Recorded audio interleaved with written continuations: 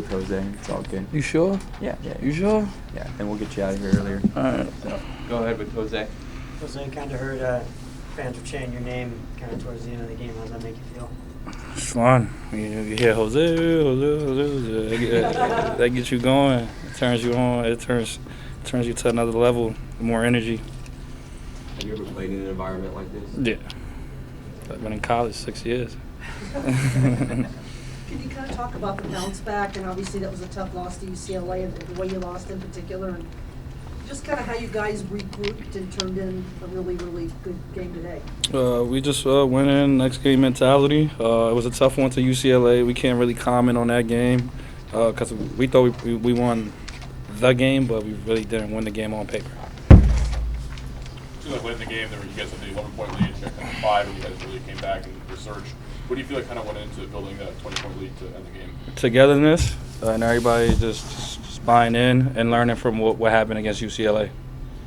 They shot the ball really, really well tonight. Talking about your mindset offensively. If it's a one-on-one matchup and people are like trying to get the ball out of my hand, find the open guy, and if it's one-on-one, I don't think there's probably nobody in the country that can stay one-on-one. Did you see something on film that USC was extremely sloppy on offense and maybe helped you really generate more turnovers than usual? Yeah, Coach Hurley did a great job, and the whole coaching staff did a great job.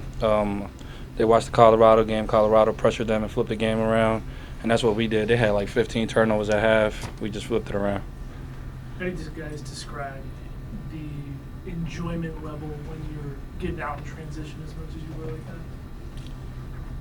We don't really want to run half-court offense if we don't have to, so we'd rather much, get out and show our athleticism, show our talent, show our skills. So defense is offense for us. That's what we preach. There's no better way to score than getting out in transition, getting steals, getting stops, and getting out quick. When Brian's getting active like that, go with Jose. When Brian's getting active like that, how energizing is that for the roster and the squad? It's good. He an energy player. He don't really realize how much of a big piece he is to us. He had 9 and 10 at the half, and just that's monstrous. Like he basically won the game for us at half. If you really want to say it like that. Jamal, you had a dunk late in the second half that really put USC away. What was going through your head in that moment? Get 2 points. I wanted to try something else, but Coach really don't like when I get flashy on the field, so just get 2 points. Jamal, you talked about not running half-court offense, getting on transition. Why do you guys feel like that's something that you guys prefer to do? Is it to athleticism, your play style? What's kind of the reason for that? Yeah, we're all athletic. We all can make plays in the open court, as you can see. So I think it helps us, and I think we all look good when we do that. We share the ball, and we don't really care who's out there getting the bucket. But again, when the ball gets moving, a lot of guys can't keep up with us when we're going to transition.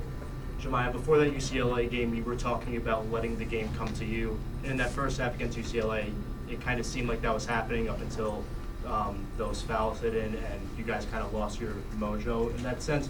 How do you think you guys did a better job of that in this game?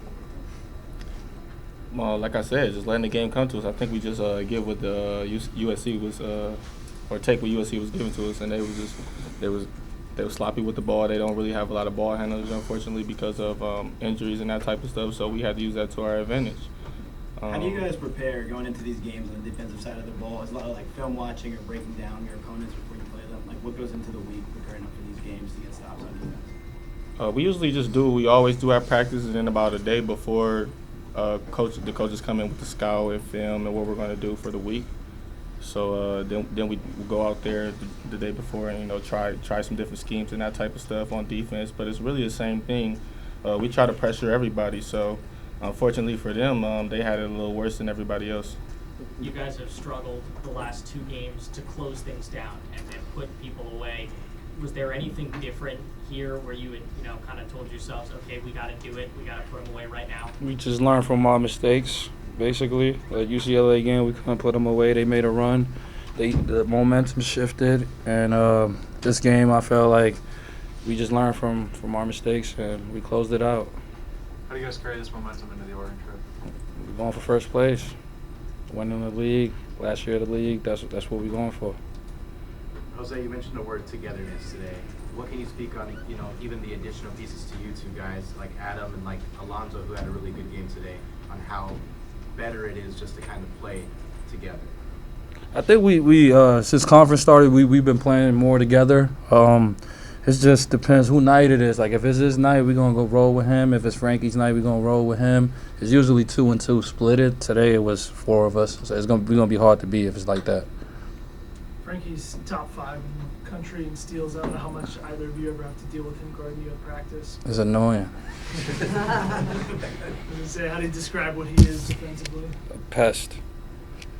Yeah, he's smart with the way he reaches. A lot of people think he's just out there playing, but he actually calculates when. He'll tell you, like, I'm going to wait till he bounces it the second time and I'm going to try to swipe. Or if he does this, I'm going to poke this way. So he really knows what he's doing. And it's just what type of guy he is and the IQ he has for basketball, that he knows when to steal the ball, and that's why he's so good at it. How does going up against him in practice make you better in a game? It does, but Kobe stripped me one time today, so I was mad at myself because I go against Frankie. Frankie put up 6 steals today. That's unheard of. It definitely prepares you for pressure because if a guy like that who's top 5 in steals, you're playing him every day, then you're not worried about anybody else you're playing pressuring you because you're used to it. One of the most important parts of defense is that communication. How do you feel like in a game like this that all came together and is showing your progress on that side of the ball?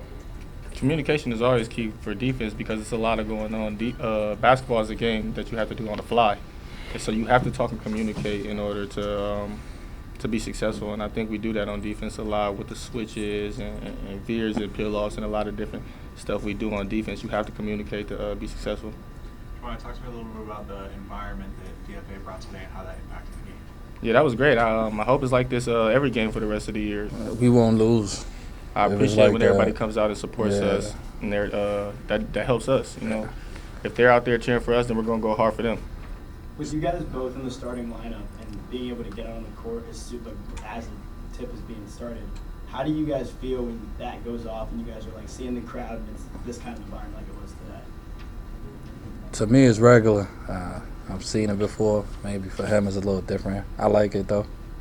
Yeah, you love to see your fans happy for you.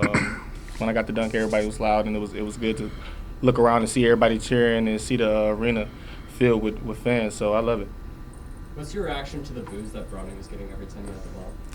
I mean, I guess that just comes with the territory. I'm sure he's used to it now. He's been in that spotlight his whole life, and he handles it well. So I respect it. And like I said, it really does nothing for me, and it probably does nothing for him either. It's just what it is. What did you guys think of him as a player? I think he plays the right way. I don't think he forces it. I think he's out there just trying to figure out his way. Their team is kind of struggling right now, maybe for identity or whatever, and they're missing players and they're hurt. So I think he's doing the best he can right now. Describe that feeling when Frankie gets a steal. He seems so willing to give the ball up. Does that give you extra motivation to get down on the court? Everybody like that though. We all willing to give it up, not just Frankie.